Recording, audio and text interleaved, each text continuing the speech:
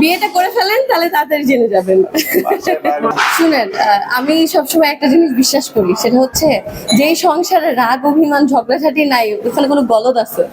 তো আমাদের অনেক ঝগড়াঝাটি হয় ভাই, বাট না, কাজ নিয়ে কখনো হয় না। যেহেতু আমিও এই অঙ্গনে কাজ করি, ও এই অঙ্গনে কাজ করে, আমরা দুজনের কাজের জায়গাটা বুঝি। তো ও আমারটা রেসপেক্ট করে, আমি ওটা রেসপেক্ট করি, এবং একজন আরেকজনকে আরো ভালো করার জন্য যা যা করা দরকার আমরা চেষ্টা করি দুজন। ইজি সরি বলবেন সারাক্ষণ। রাগ অভিমান সামলানোতে আরফিন জিলানী বস।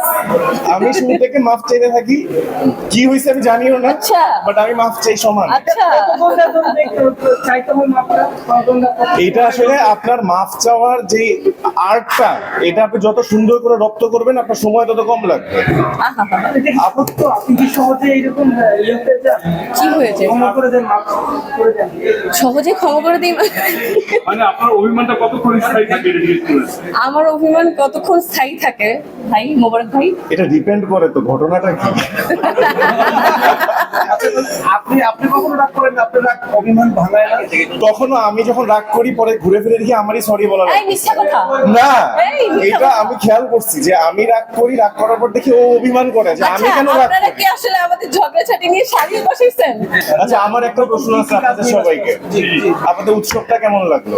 একেবারে সঠিক অনেস্টলি প্রশ্ন। বলুন, একেবারে অনেস্ট। না, অবশ্যই একটি পরিবার চমৎকার গল্পের ছবি, এবং অনেকদিন পর মানুষ পরিবার নিয়ে হলমুখী হচ্ছে। একদম।